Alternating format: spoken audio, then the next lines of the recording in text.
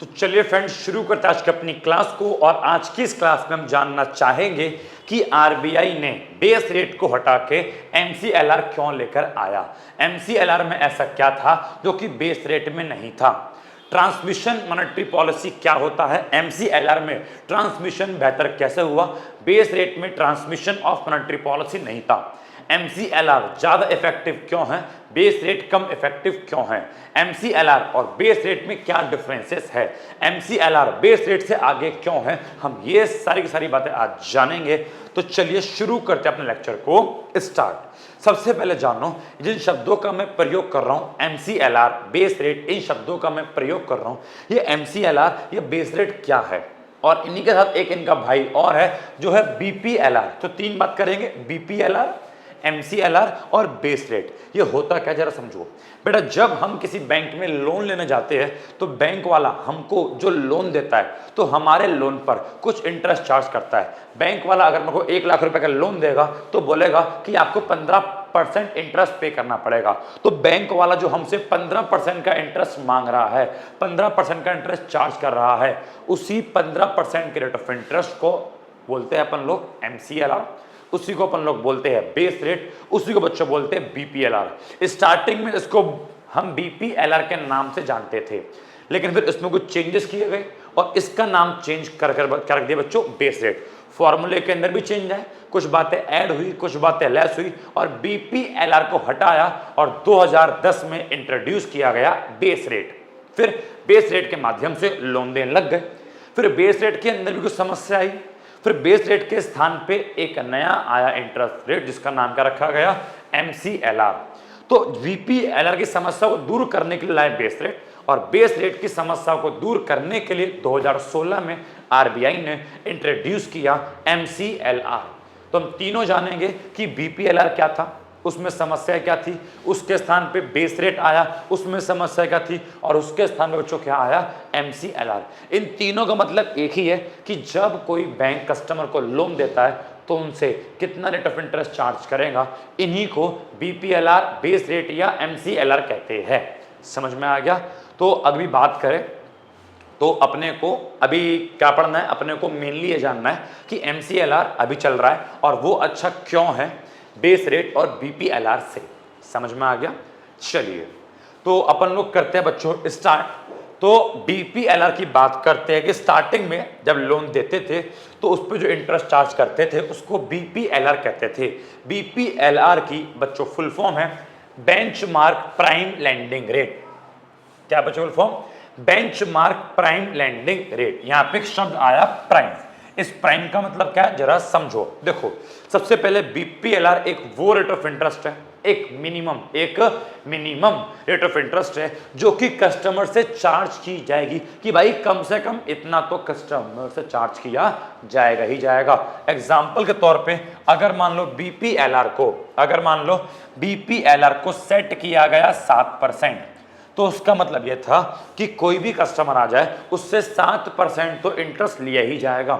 7% को बढ़ा के इसको 9%, 10%, 11%, 12%, 8% कुछ भी कर सकते थे, लेकिन मिनिमम कितना था बच्चों, 7%, दैट इज बीपीएलआर।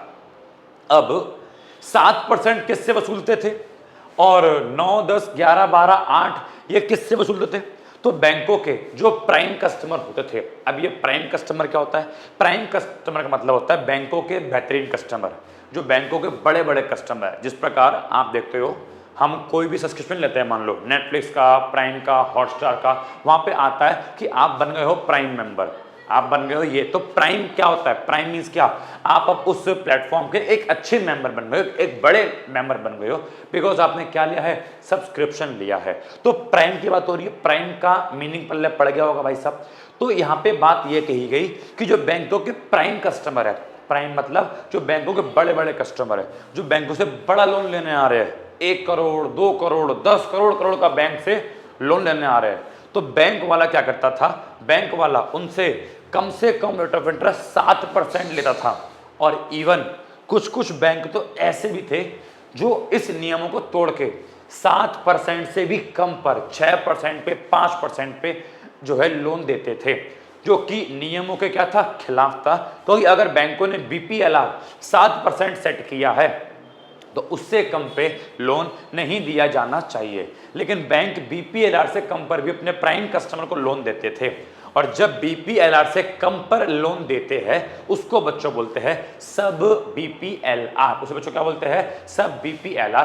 तो एक डेटा के अनुसार, RBI की रिपोर्ट के अनुसार सितंबर 2008 में 77% लोन, देश में 77% लोन जो थे वो सब BPLR के माध्यम से दिए गए थे।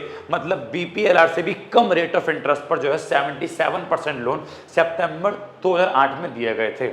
और ये अब देश में समस्या पैदा कर रहा था। समस्या पैदा इसलिए कर रहा था क्योंकि अगर मान लो किसी बैंक ने अपने प्राइम कस्टमर को 6% पे लोन दिया, जबकि लोन जो है 7% देना था, लेकिन 6% पे लोन दिया, तो इसका नुकसान ये था जो 1% का उसका 1% जो बैंक को लॉस हुआ, 7 का था 6 पे दिया, बड़ा कस्टमर है। जो 1% का बैंक को लॉस हुआ, वो 1% का लॉस बैंक अदर कस्टमर पे चार्ज करता था। अदर कस्टमर को जहां पे उसको 7 पर देना चाहिए था, उनको वो 8 पे, 9 पे, 10% पे लोन देता था। क्योंकि यहाँ पे जो उसका 1% का लॉस हुआ बड़े कस्टमर से, वो लॉस कवर भी तो करना है, तो उस लॉस को कवर करने के लिए वो दूसरे कस्टमर से ज्यादा रेट ऑफ इंटरेस्ट वसूलता था, जिसकी वजह से BPLR रेट ऑफ इंटरेस्ट का एक अच्छा टूल नहीं था। इसलिए BPLR को खत्म कर दिया गया और 2010 में बच्चों बेस रेट को इंट्रोड्यूस किया गया। मेरी बात समझ में आ रही है? एक्चुअली BPLR के अंदर कोई भी फिक्स फॉर्मूला नहीं था रेट ऑफ इंटरेस्ट निकालने का।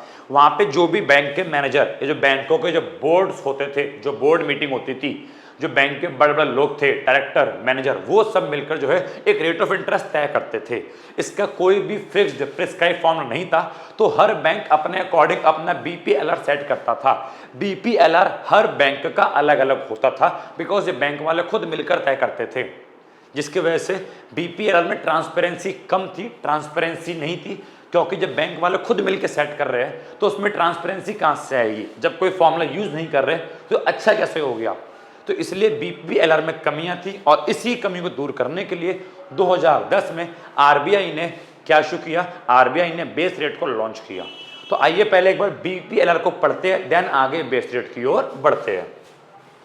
तो यहाँ पे क्या लिखा है? बेंचमार्क प्राइम लैंडिंग रेट एक मिनिमम लैंडिंग रेट है जो कि given by bank to its prime, जो कि प्राइम कस्टमर को दिया जाएगा, या फिर अपने बहुत ही मोस्ट क्रेडिट वर्दी कस्टमर को दिया जाएगा।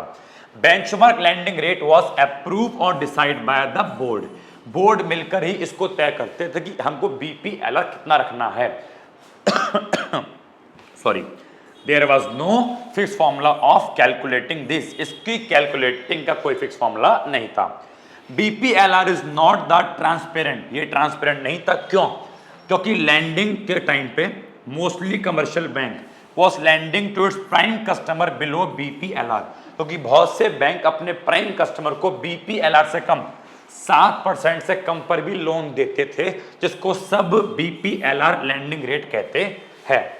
एग्जाम्पल के तौर पे अगर BPLR की रेट 7% है तो सर्टेन बैंक, बहुत सारे बैंक अपने प्राइम कस्टमर को 7% या उससे कम पर लोन देते थे, और to cover up this loss, और इस लॉस को कवर करने के लिए वो अपने नॉर्मल कस्टमर से 10 से 12% तक का इंटरेस्ट चार्ज करते थे। RBI की रिपोर्ट के अनुसार 77% ऑफ लोन सितंबर 2008 में क्या थे? सब BPLR लैंडिंग थे। और टू ओवरकम फ्रॉम दिस, इससे निपटने के लिए जून 2010 में बेस रेट को इंट्रोड्यूस किया गया। तो BPLR क्या था, होपफुली समझ में आ गया होगा। वीडियो पॉज करो और उसको नोट करो। चलिए, नोट हो गया? ओके। अब भैया बात करते हैं बेस रेट की। अब ये बेस रेट क्या होता है? तो भाई जरा मेरी बात को समझो। BPLR हटा और उसके स्थान पे सरकार ने 2010 में इंट्रोड्यूस किया बेस रेट। अब बेस रेट भी एक मिनिमम रेट ऑफ इंटरेस्ट है जो कि चार्ज किया जाएगा कस्टमर से, क्योंकि बेस रेट से नीचे कोई बैंक कस्टमर से चार्ज नहीं कर सकता। तो बेस रेट भी क्या था? एक मिनिमम रेट ऑफ इंटरेस्ट था। भैया BPLR भी सेम था, बेस रेट भी सेम है? नहीं, बीपीएलआर में कोई फॉर्मूला नहीं था, जिसकी वजह से बीपीएलआर वाले केस में प्राइम कस्टमर से बेस रेट से कम चार्ज, बीपीएलआर वाले केस में जो बैंक है वो प्राइम कस्टमर से, अपने अच्छे कस्टमर से बीपीएलआर से भी कम चार्ज कर सकता था। लेकिन क्योंकि बेस रेट में एक फॉर्मूला है और उस फॉर्मूले के बेस पे बेस रेट वाले केस में कोई भी बैंक बेस रेट से नीचे अपने कस्टमर से चार्ज नहीं कर सकता था, तो मैं बोल सकता हूं बेस रेट अच्छा था बीपीएलआर से। लेकिन देखो कुछ ना कुछ समस्या बेस रेट के अंदर भी थी, जिसकी वजह से बेस रेट को फिनिश किया गया और एमसीएलआर लेके आया गया। वो समस्या क्या थी उसके ऊपर भी आऊंगा, लेकिन पहले बेस रेट क्या था इसको थोड़ा और डिटेल में जानने का प्रयास करते हैं। तो यहां पे बोलता है कि बेस रेट भी वो रेट है जिसके नीचे, बेस रेट से बिलो, उसके नीचे नो कमर्शियल बैंक, कोई भी कमर्शियल बैंक अपने कस्टमर को लोन नहीं दे सकता। ये मिनिमम रेट ऑफ इंटरेस्ट है जो कि चार्ज किया जाएगा, ठीक है, जो कि कमर्शियल बैंक चार्ज करेगा अपने कस्टमर से। लेकिन बेस रेट जब मैंने बोला इसका प्रॉपर एक फॉर्मूला है, क्योंकि बेस रेट का फॉर्मूला था, बीपीएलआर में कोई फॉर्मूला नहीं था। तो जो बेस रेट का जो फॉर्मूला था, अब उस फॉर्मूले में क्या क्या आता है, बेस रेट की कैलकुलेशन कैसे होती है, आओ उसको समझने का प्रयास करते हैं। तो जब बेस रेट का फॉर्मूला बनाया गया और उसकी कैलकुलेशन बताई गई, तो बोला गया कि बेस रेट में 4 चीज ऐड करेंगे और 4 चीज ऐड करके बेस रेट को निकाला जाएगा। और वो 4 चीज क्या थी, सबसे पहला उसके अंदर बच्चों था कॉस्ट ऑफ फंड।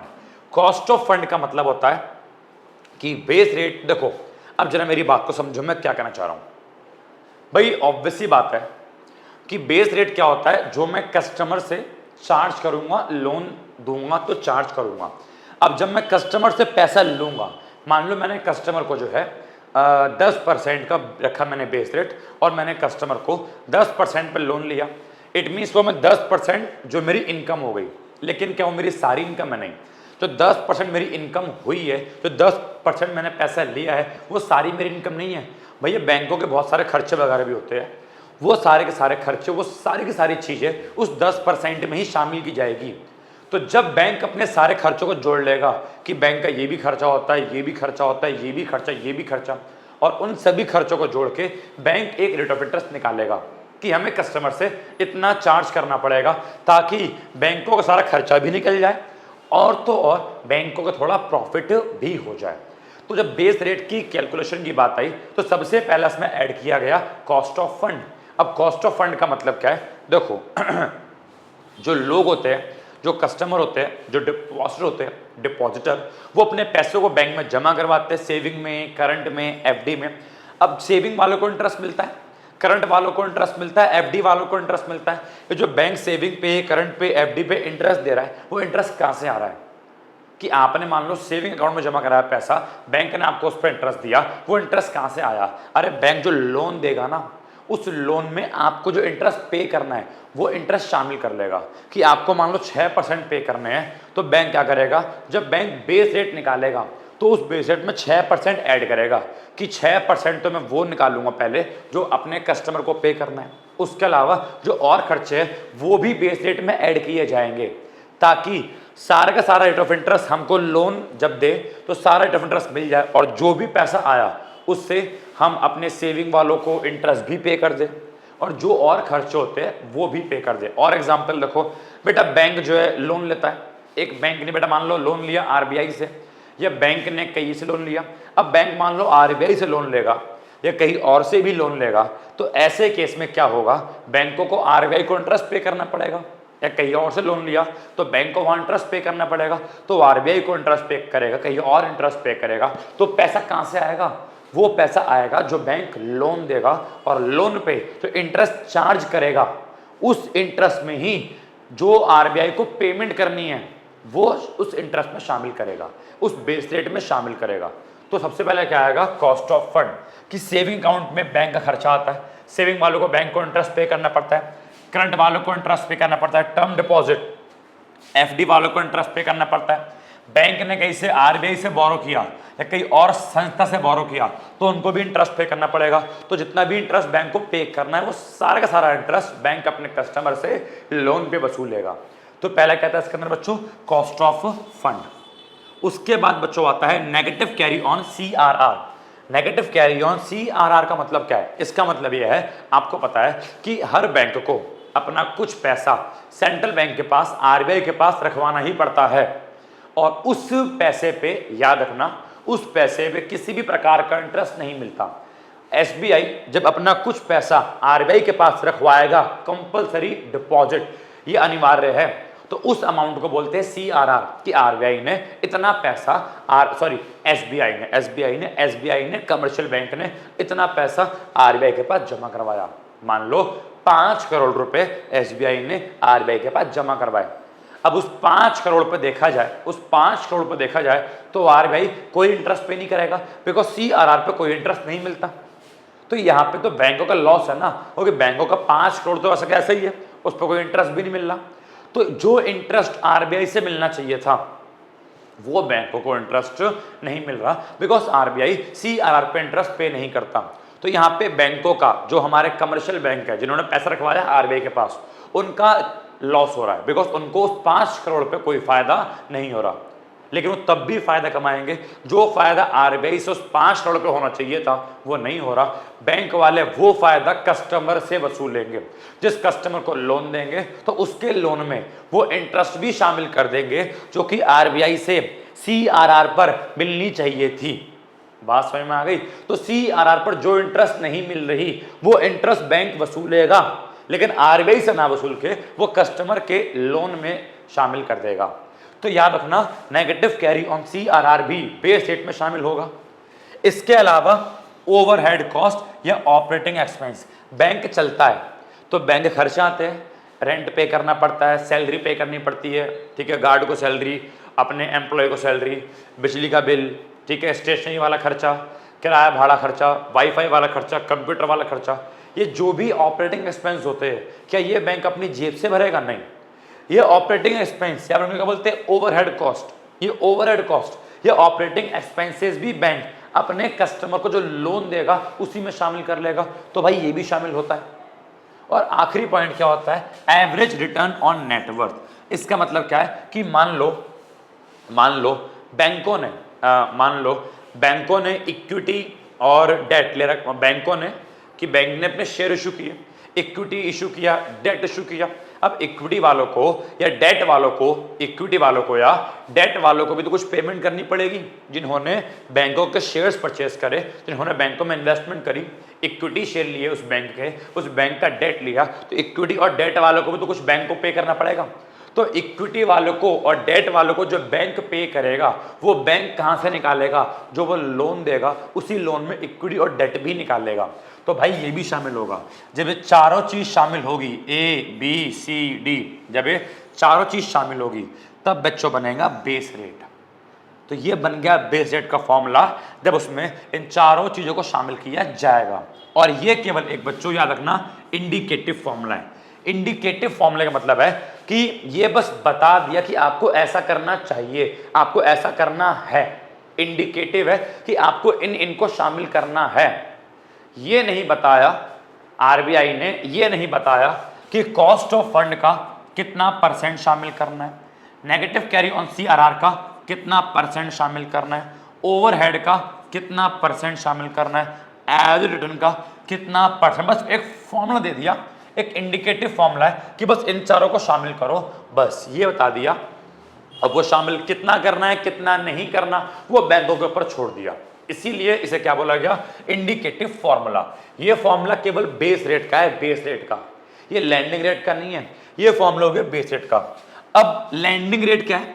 तो मान लो अगर बेस रेट की इन सब को जोड़ के, cost of fund, negative carry on CRR, overhead cost, average return, इन सब को जोड़ के बेटा मान लो जो बैंकों का बेस रेट निकल के आया वो आया 10%।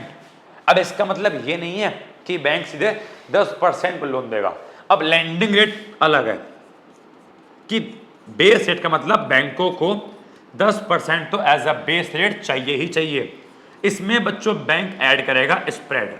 अब स्प्रेड का मतलब है कि 10% के अलावा, बेस रेट के अलावा भी बैंक थोड़ा सा रेट ऑफ इंटरेस्ट और ऐड करेगा, और वो ऐड करेगा कस्टमर की प्रोफाइल को देखते हुए कि 10% तो चार्ज कस्टमर से करेगा ही करेगा। अब जो सामने कस्टमर आया उसकी प्रोफाइल को देखते हुए, उसके टाइप ऑफ लोन को देखते हुए कि आप इतने रुपए का लोन ले रहे हो, आपके बैंकों के साथ संबंध ऐसे है, आप एजुकेशन लोन ले रहे हो, होम लोन ले रहे हो, क्रॉप के लिए लोन ले रहे हो, तो अगर एग्रीकल्चर लोन ले रहे हो, तो अगर सामने वाले की प्रोफाइल को देखते हुए इसमें स्प्रेड ऐड किया जाएगा। मान लो कोई होम लोन लेने आया तो 10% तो है ही है, उसमें 1% का स्प्रेड ऐड कर दिया बोले तो अब बैंक जो है उसको 11% पे लोन देगा। मान लो कोई लोन लेने आया अपने एग्रीकल्चर प्रोडक्शन के लिए, अब वो रिस्की होता है, तो ऐसे केस में 10% तो ऐड होगा ही होगा। मान लो एग्रीकल्चर वाले केस में स्प्रेड ऐड कर दिया, 10 तो था ही, स्प्रेड ऐड कर दिया बेटा मान लो 3% कि 13% पे लोन मिलेगा। मैं एग्जाम्पल दे रहा हूँ आप लोगों को, ठीक है। बस एग्रीकल्चर का कम होना चाहिए और क्योंकि वो देश के लिए अच्छी बात है, किसानों को सस्ते पे लोन मिलना चाहिए। तो मैं बस एग्जांपल दिया है मैंने कि लैंडिंग रेट अलग है। लैंडिंग रेट पे क्या करना पड़ेगा आप लोगों को, बेस रेट में स्प्रेड ऐड करना पड़ेगा। स्प्रेड माने क्या, अलग से भी कुछ ऐड करना पड़ेगा आपको परसेंटेज, जो कस्टमर की प्रोफाइल को देखते हुए और कस्टमर के टाइप ऑफ लोन को देखते हुए निकाला जाएगा। अब बेस रेट में कुछ कमियां थी, वो कमियां क्या थी, कुछ एक्सेप्शन केस थे जहां पर बैंक बेस रेट से भी कम चार्ज कर सकता है। कि अगर मान लो बेस रेट बैंक ने 10% निकाला तो there are some exception cases जहां पर बैंक 10% से भी कम चार्ज कर सकता है। अब वो क्या एक्सेप्शन केस थे और उसकी वजह से क्या प्रॉब्लम्स आई तो समझो। पहले एक्सेप्शन केस कौन से, अगर बैंक का खुद का एम्प्लॉय, अगर उसी बैंक का खुद का एम्प्लॉय लोन लेता है तो बेस रेट से कम पर उसको लोन मिल सकता है। या फिर अगर कोई कस्टमर लोन लेने आया अगेंस्ट एफडी, कि एक कस्टमर ने बैंक में एफडी करवा रखी है और आपको पता होना चाहिए अगर मेरी किसी बैंक में एफडी है तो एफडी के अगेंस्ट भी, एफडी को गिरवी रखवा कर भी मैं लोन ले सकता हूं। तो बैंक ने एफडी के अगेंस्ट लोन लेता है तो उससे बेस रेट से कम चार्ज कर लेंगे। या फिर अगर कोई एग्रीकल्चर पर्पस के लिए लोन लेने आया तो उससे भी बेस रेट से कम चार्ज कर लेंगे। यहाँ पे 3% मैंने एग्रीकल्चर वाला बोला, आप किसी कुछ और समझ लो कि मान लो एजुकेशन लोन के लिए आया, ठीक है, तो कितना चार्ज कर लिया, मान लो 3% चार्ज कर लिया, बिकॉज एग्रीकल्चर वाले में तो कम होता है, ठीक है। तो अलग अलग केस में अलग अलग स्प्रेड चार्ज किया जाएगा, लेकिन कुछ एक्सेप्शन है जहां पर बेस रेट 10% से भी कम बैंक चार्ज कर सकता है। अब यहाँ पे ये जो है बैंकों ने एक्सेप्शन निकाले देश के भले के लिए, देश के फायदे के लिए, लेकिन यहाँ से क्या हुई, यहाँ से कमी आना स्टार्ट हुई। एग्जाम्पल तौर पे एक बैंक एम्प्लॉई है, अब जब सबको पता है कि बैंक एम्प्लॉय को खुद को काफी कम रेट ऑफ इंटरेस्ट पर लोन मिल जाएगा, तो मेरा कोई दोस्त अगर बैंक में काम करता है और लोन की नीड मेरे को है तो मैं उसके पास जाऊंगा, बोलूंगा यार एक काम करना, प्लीज प्लीज अपने नाम पे लोन ले ले यार, सस्ता मिल जाएगा। तो यहाँ पे कमी आ रही कि नहीं आ रही, कि यहाँ पे फायदा जो है उसका फायदा मैं उठा रहा हूँ। या एफडी, कि एफडी वाले कस्टमर को लोन सस्ता मिलता है, तो मैं बड़ा चालाक निकला, मैं चालाक कर निकला, पहले मैं बैंक में गया और बैंक में जाके मैंने पहले एफडी करवा ली, और जब बैंक में जाके मैंने एफडी करवा ली तो कुछ टाइम बाद मैंने उसी एफडी का यूज करते हुए बैंकों से कम रेट पे लोन लिया। लोन तो मेरे को लेना ही था, लेकिन लोन कम रेट पर लेने के लिए मैंने जाके पहले बैंक में एफडी करवाई। मेरी बात समझ में आ रही है? तो इससे भी मैंने बैंकों को पागल बनाया। या फिर एग्रीकल्चर पर्पस के लिए कोई लोन लिया गया तो उसमें भी जो है बच्चों बेस रेट काफी कम हो जाता है। तो यहाँ पे जो है इस बेस रेट की कमियां निकलने लग गई, लेकिन ये कोई ज्यादा बड़ी कमी नहीं थी, ये ठीक ठाक कमी, मतलब ये कोई ज्यादा बड़े लेवल की प्रॉब्लम नहीं थी। अगर ये होता, अगर ये प्रॉब्लम होती और बस यही प्रॉब्लम होती तो ज्यादा बड़े लेवल की प्रॉब्लम नहीं है, बेस रेट को ही कंटिन्यू करते। बड़े लेवल की प्रॉब्लम तो इसके अलावा कुछ और थी, जिसकी वजह से बेस रेट को डिसकंटिन्यू किया गया और बेस रेट के स्थान पे एक नया रेट ऑफ इंटरेस्ट MCLR को इंट्रोड्यूस किया गया। अब वो कमियां क्या थी मैं उसके ऊपर भी चर्चा करने वाला हूं, लेकिन अगर आपको नोट करना है तो प्लीज वीडियो पॉज करके जल्दी से इतना नोट कर लीजिए। चलिए अब मैं आपको बताता हूं कि भाई साहब कमी क्या थी, जरा मेरी बात को समझने का प्रयास करना, ठीक है, जरा समझो। देखो बच्चों, एक होती है मॉनेटरी पॉलिसी, ठीक है, आपको पता है मॉनेटरी पॉलिसी होती है, इसके अंदर आपका repo rate, bank rate, CRR, SLR, ये सब आता है, आप जानते हो। तो लिखा मान लो मैंने, मेन इसमें क्या होता है मॉनेटरी पॉलिसी में, मेन सबसे मेन होता है बच्चों का रेपो रेट, ठीक है। बाकी और भी होते हैं CRR, SLR, bank rate etcetera, बहुत सारे होते हैं, ठीक है। ओयो नहीं, ओमो, ओपन मार्केट ऑपरेशन, ओमो, बहुत सारे होते हैं। लेकिन मेनली आपको रेपो रेट को समझना है कि रेपो रेट पे ही जो है मेनली बात की गई है। तो अब मेरी बात सुनो, ये है बच्चों आपका आरबीआई, और ये है बच्चों आपका क्या, कमर्शियल बैंक, ठीक है।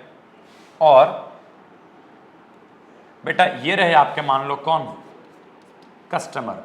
अब देखो मैं बता रहा हूं क्या, आरबीआई अगर मॉनेटरी पॉलिसी में चेंज करेगा तो इसका प्रभाव कमर्शियल बैंक पर पड़ना चाहिए, और कमर्शियल बैंक इसका फायदा जो है अपने कस्टमर को पहुंचाना चाहिए।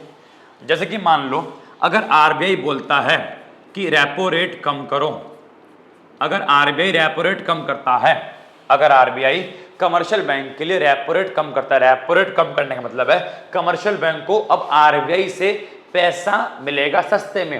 रेपो रेट बच्चों क्या होता है, रेपो रेट वो रेट ऑफ इंटरेस्ट है जो कि एक कमर्शियल बैंक पे करेगा आरबीआई को, जो कि एक कमर्शियल बैंक पे करेगा आरबीआई को जब कमर्शियल बैंक आरबीआई से लोन लेता है। तो कमर्शियल बैंक ने मान लो आरबीआई से लोन लिया, अब कमर्शियल बैंक उस लोन पे जितना भी रेट ऑफ इंटरेस्ट आरबीआई को पे करता है उसी को बोलते हैं रेपो रेट। अब आरबीआई अगर रेपो रेट कम करता है, एक्चुअली में आरबीआई रेपो रेट को चेंज करता है देश में इन्फ्लेशन और डिफ्लेशन को कंट्रोल करने के लिए, देश में महंगाई, इन्फ्लेशन और डिफ्लेशन को कंट्रोल करने के लिए आरबीआई अपनी मॉनेटरी पॉलिसी में चेंज लाता है।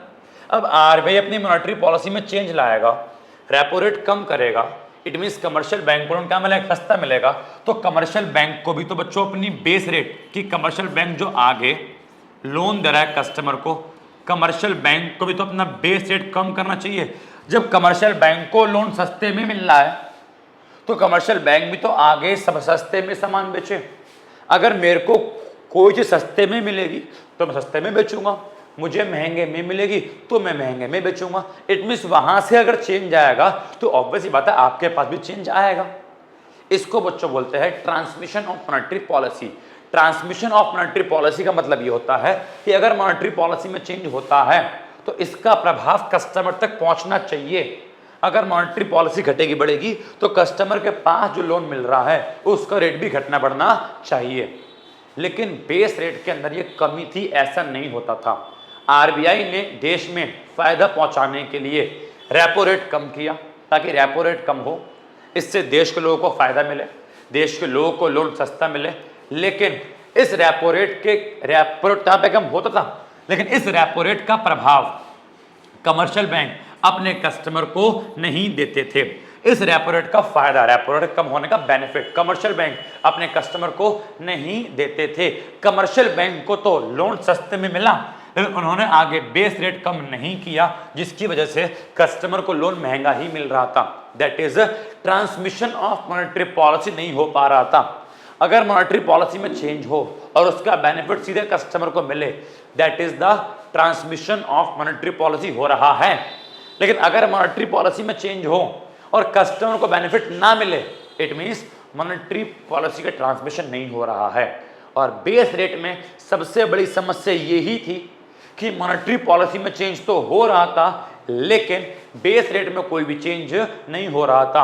आरबीआई तो अपना चेंज कर रही थी, आरबीआई देश में बैलेंस बनाने के लिए रेपो रेट को बढ़ा घटा रही थी, लेकिन एक्चुअल में देश में बैलेंस नहीं बन पा रहा था। बिकॉज जो बैलेंस बनना चाहिए वो केवल आरबीआई के पास से बन रहा था, कस्टमर तक वो बेनिफिट नहीं पहुंच पा रहा था। इसलिए बेस रेट को भी डिसकंटिन्यू किया गया और उसके स्थान पे एक नया रेट ऑफ इंटरेस्ट 2016 में MCLR लेके आया गया। Hopefully transmission of monetary policy क्या होता है पल्ले पड़ गया होगा। ठीक है, नालायकों, समझ में आ रहा है ना? तो एक बार ये देखते हैं। तो ये क्वेश्चन ये बनता है, what was the need to shift from base rate to MCLR, कि भाई साहब बेस रेट से MCLR पे आने की नीड ही क्या थी?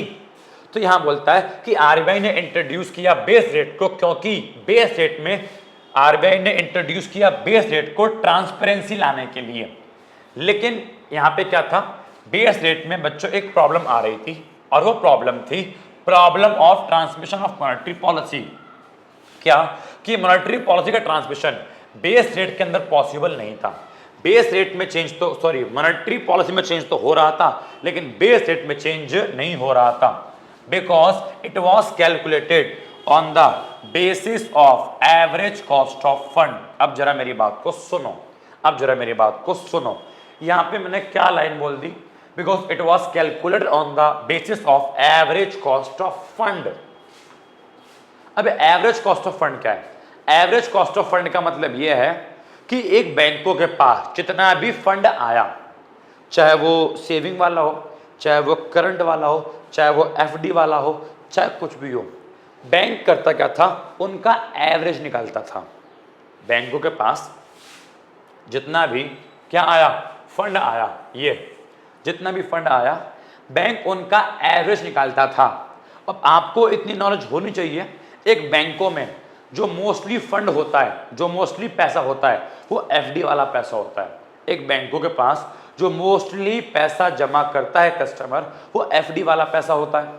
और एफडी वाला पैसा बच्चों क्या होता है, एक फिक्स होता है। अब क्योंकि एफडी वाला पैसा फिक्स होता है, तो कस्टमर को तो वो उस फिक्स पर पे करना पड़ेगा ना। तो अब आरबीआई अपनी मॉनेटरी पॉलिसी घटाए बढ़ाए, उससे फर्क नहीं पड़ने वाला बेस रेट पे, क्योंकि बेस रेट में हमने मेनली एफडी वाले इंटरेस्ट की कैलकुलेशन को शामिल किया है। हमने बेस रेट जो कैलकुलेट किया, उसमें हमने जो भी एवरेज कॉस्ट ऑफ फंड निकाला, उस एवरेज कॉस्ट ऑफ फंड में मेनली सबसे ज्यादा पोर्शन एफडी वाले पैसा का है। और एफडी का रेट ऑफ इंटरेस्ट चेंज नहीं होता। जब एफडी का रेट ऑफ इंटरेस्ट चेंज नहीं होगा, तो इसका मतलब बेस रेट भी चेंज नहीं होगा। तो मॉनेटरी पॉलिसी में चेंज तो हो रहा है, लेकिन बेस रेट में चेंज नहीं होता था, बिकॉज बेस रेट में हमने एवरेज कॉस्ट ऑफ फंड से की कैलकुलेशन, और एवरेज कॉस्ट ऑफ फंड से कैलकुलेशन करने की वजह से उसमें एफडी वाला होता ज्यादा पैसा, और एफडी वाला पैसा चेंज नहीं होता, जिसकी वजह से बेस रेट चेंज नहीं होता। लिखा हुआ भी है कि average cost of fund include long term deposit. Long term मतलब क्या, वो लंबे समय की डिपॉजिट, एफडी वाला पैसा शामिल होता है। और जब आरबीआई रेपो रेट रिड्यूस करती थी, तो इससे जो है बेस रेट पर कोई प्रभाव नहीं पड़ता था। और इस समस्या से निपटने के लिए क्या करा आरबीआई ने, MCLR, marginal cost of fund. अब देखो ना, बेस रेट की कैलकुलेशन कैसे होती है, एवरेज कॉस्ट ऑफ फंड। किससे बच्चों, एवरेज कॉस्ट ऑफ फंड से। और एवरेज कॉस्ट ऑफ फंड की वजह से, इट मींस एवरेज करने की वजह से ही, एवरेज करने की वजह से ही बेस रेट के अंदर प्रभाव नहीं पड़ रहा था। तो आरबीआई ने कैलकुलेशन के तरीके को चेंज किया, और एवरेज बेस पे कैलकुलेशन करने की बजाय अब आरबीआई ने मार्जिनल बेस पे, क्या बोला मैंने, आरबीआई ने मार्जिनल बेस पे कैलकुलेशन करना स्टार्ट किया। ये होता क्या है अभी आगे बताऊंगा। तो आरबीआई ने MCLR, marginal cost of fund based lending rate, full form है इसकी, 2016 में लॉन्च किया, इंट्रोड्यूस किया। MCLR ने ट्रांसपेरेंसी भी दिखाई कि इंटरेस्ट रेट में क्या है, ट्रांसपेरेंसी है। और जब जब आरबीआई अब मॉनेटरी पॉलिसी को चेंज करता था, तब MCLR पे सीधा प्रभाव पड़ता था। अगर आरबीआई ने रेपो रेट बढ़ाई तो MCLR बढ़ जाएगा, रेपो रेट कम करी तो MCLR कम हो जाएगा। इट मींस क्या, MCLR के अंदर transmission of monetary policy possible है, ठीक है। और कस्टमर क्या मिला, customer will get the benefit of reduce interest rate. और जो भी रेपो रेट कम हुआ तो कस्टमर को उसका बेनिफिट मिलता था। रेपो रेट बढ़ेगा तो कस्टमर को MCLR बढ़ेगा, रेपो रेट घटेगा तो कस्टमर का MCLR घटेगा। समझ में आ गया। तो ये थी हमको नीड बेस रेट से MCLR पे शिफ्ट होने की, बिकॉज बेस रेट के अंदर क्या थी बच्चों, एवरेज कॉस्ट ऑफ फंडिंग से कैलकुलेशन की, जिसकी वजह से जो है मॉनेटरी पॉलिसी का प्रभाव बेस रेट पर सीधा नहीं पड़ता था। तो इसके स्थान पे क्या है बच्चों, MCLR आया। अगर आपको नोट करना है तो वीडियो पॉज करके इसको नोट कर लीजिए। चलिए, नोट हो गया। अब भैया आते अपने MCLR पे। MCLR क्या है, तो MCLR की फुल फॉर्म पता है आप लोगों को, marginal cost of fund based landing rate system. अब देखो, तो MCLR लाया गया, और MCLR क्यों लाया गया?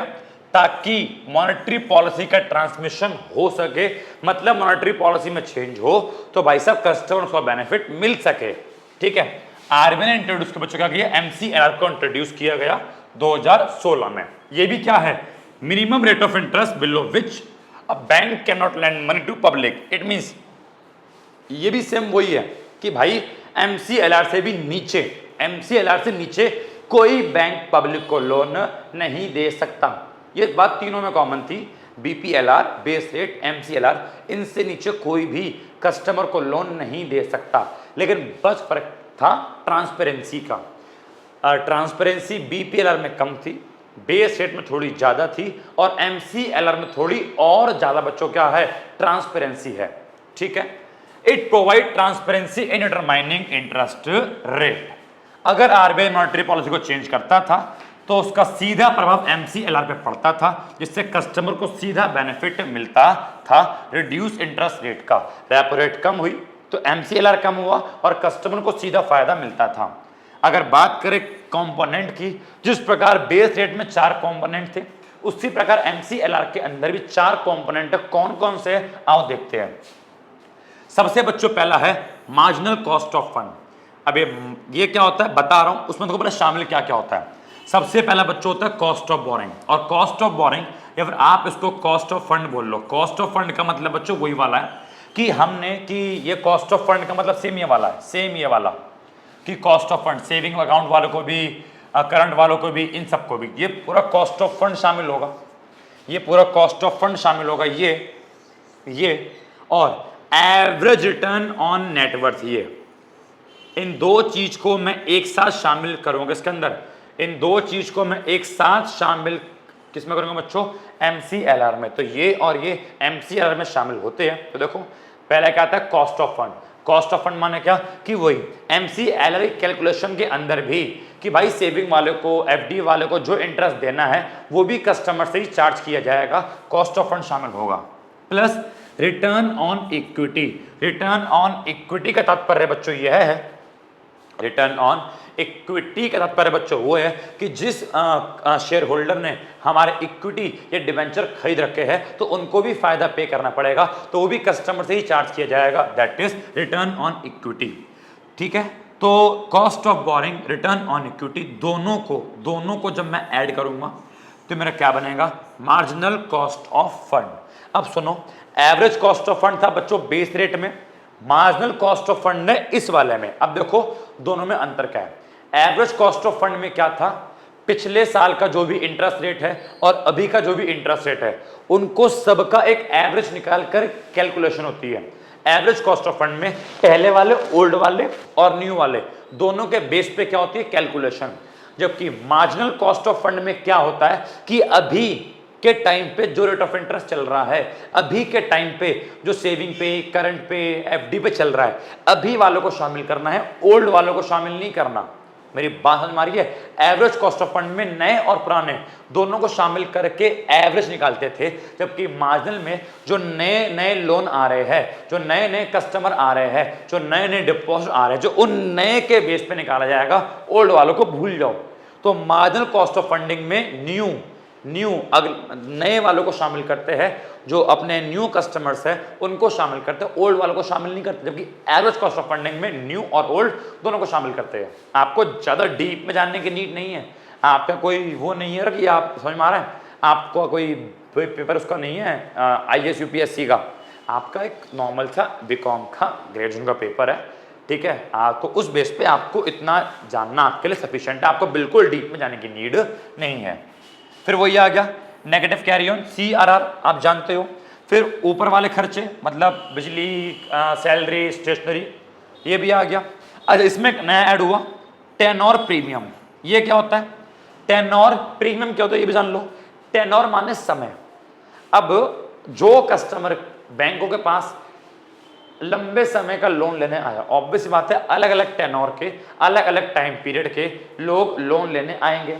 तो जो कस्टमर बैंक के पास एक लंबे टेनोर पे, लंबे समय के लिए लोन लेने आया, तो बैंकों के लिए रिस्की होता है कि कोई मेरे पास 10 साल का लोन मांगने आया तो 10 साल के बाद लोन मिलेगा। भाई बैंक के लिए तो रिस्की है कि 10 साल के बाद वो जिंदा हो या ना हो, लोन दे या ना दे। तो बैंक क्या करता है, लंबे समय का अगर वो लोन दे रहा है तो बैंक उस पर थोड़ा इंटरेस्ट और चार्ज करेगा कि भाई हम रिस्क उठा रहे हैं, हम लंबे समय के लिए लोन दे रहे हैं, तो हमको जो इंटरेस्ट रेट है थोड़ा और बढ़ाना पड़ेगा। तो अलग अलग टाइम के अनुसार बैंकों ने अलग अलग रेट ऑफ इंटरेस्ट को भी कैलकुलेट किया। 1 साल के लिए इतना चार्ज करेंगे, 2 साल का थोड़ा बढ़ जाएगा, 3 का थोड़ा और बढ़ जाएगा, 4 साल 5 साल के लिए और बढ़ जाएगा। इसको क्या बोला जाएगा, टेन्योर प्रीमियम। तो इसको भी शामिल किया जाएगा। जब ABCD हम चारों को शामिल कर लेंगे तो ये बनेगा फॉर्मूला ऑफ MCLR। और ये बच्चों क्या है, ये प्रिस्क्राइब्ड फॉर्मूला है। प्रिस्क्राइब्ड फॉर्मूले का मतलब ये है कि भाई साहब ये फॉर्मूला यूज करना ही करना है और जैसे RBI ने गाइड किया वैसे ही यूज करना है। बेस रेट बच्चों क्या था, वो एक इंडिकेटिव फॉर्मूला था कि बस इंडिकेशन दे दिया, अब आप ऐसे करो, ये थोड़ा इसके आसपास करो, कोई दिक्कत नहीं है। लेकिन ये प्रिस्क्राइब फॉर्मूला है कि जो बोल रखा है वैसे ही फॉलो करना पड़ेगा, इसके अंदर चेंज नहीं कर सकते। तो इन चारों को जोड़कर बच्चों क्या निकलता है, MCLR। और फिर वही बात, जब लैंडिंग जब आगे उधार देंगे तो MCLR के अंदर सेम स्प्रेड जोड़ना पड़ेगा। अलग अलग टाइप ऑफ पर्सन के लिए, होम लोन के लिए, एजुकेशन लोन के लिए, अलग अलग टाइप के लोन के लिए थोड़ा सा रेट ऑफ इंटरेस्ट और चार्ज किया जाएगा, that is landing rate, that is spread. तो MCLR में स्प्रेड जोड़ेंगे बच्चों, क्या बन जाएगा आपका, लैंडिंग रेट बन जाएगा। तो ये है आपका MCLR, जो कि काफी ज्यादा गुना बेटर है बच्चों के बेस रेट से, बिकॉज इसमें मेन बात वही है, transmission of monetary policy MCLR के अंदर पॉसिबल है, क्योंकि बेस रेट के अंदर पॉसिबल नहीं था। अगर मैं इन दोनों में डिफरेंस की बात करूं कि बेस रेट और MCLR में क्या डिफरेंस है, तो सबसे पहला, revise in a quarter. Base rate को हर 3 महीने में चेंज करते हैं, जो कि थोड़ा लंबा गैप हो गया, जबकि MCLR को रिवाइज एवरी मंथ, इसको हर महीने रिवाइज, हर महीने उसको चेंज किया जाता है। फिर फॉर्मूला हो गया, इसमें क्या आता है और इसमें क्या आता है आपने पढ़ रखा है। उसके बाद cost of fund arrive at based on the cost of old deposit plus new deposit. वही वाली बात कि यहाँ पे मैंने आपको बताया कि यहाँ पे हम निकालते हैं एवरेज कॉस्ट, और एवरेज कॉस्ट की कैलकुलेशन पुराने डिपॉजिट और न्यू डिपॉजिट दोनों के बेस पे करते हैं। जबकि MCLR में क्या होता है, करंट डिपॉजिट। करंट माने क्या, जो अभी अभी नए नए कस्टमर आए, जिन्होंने डिपॉजिट करवाया, जिन्होंने पैसा जमा करवाया, उसके बेस पे यहाँ पे जो है मार्जिनल कॉस्ट ऑफ फंड को कैलकुलेट किया जाएगा। Margin is separately calculated, margin is the part of marginal cost of fund. यहाँ पे शब्द आ रहा है मार्जिन, ये मार्जिन का मतलब क्या है बताना चाहूंगा। ये जो लिखा है ना मैंने, ये जो मैं लिखा है रिटर्न ऑन इक्विटी, बड़ा इसी को बोल रहे हैं मार्जिन। रिटर्न ऑन इक्विटी को बच्चों क्या बोल रहे हैं, मार्जिन। ये जो लिखा है मैंने, ये लिखा है मैंने नेटवर्थ, ये average return on net worth equity debt, बड़ा इसी क्या बोला गया, मार्जिन। अब देखो यहाँ पे, देखो ध्यान से देखो, यहाँ पे क्या हो रहा है, बेस रेट के अंदर मार्जिन को, बेस रेट के अंदर मार्जिन को मैं D पॉइंट देके, ये D पॉइंट देके सेपरेटली अलग से ऐड कर रहा हूँ। D पॉइंट देके इसको मैंने अलग से ऐड किया, ABCD, D अलग है। जबकि यहाँ पे क्या किया मैंने, यहाँ पे मैंने उसको A में ही शामिल, उस मार्जिन को मैंने A में ही शामिल कर लिया, उसको मैंने अलग से कोई भी पॉइंट नहीं दिया। तो ही बोल रहा है कि यहाँ पे मार्जिन को हम शामिल करते हैं सेपरेटली अलग से, जबकि यहाँ पे वो कॉस्ट ऑफ फंड में ही शामिल हो जाता है। उसके बाद यहाँ पे लैंडिंग रेट बच्चों क्या होता है, बेस रेट प्लस स्प्रेड, जबकि यहाँ पे क्या होता है, MCLR प्लस स्प्रेड। उसके बाद transmission of monetary policy is not possible, base rate के अंदर ट्रांसमिशन पॉसिबल नहीं है, जबकि मॉनेटरी पॉलिसी के अंदर ट्रांसमिशन पॉसिबल होता है।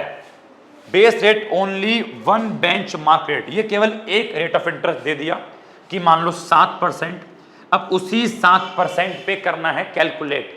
लेकिन जबकि बात करें MCLR की, तो यहाँ पे एटलीस्ट 5 रेट ऑफ इंटरेस्ट है।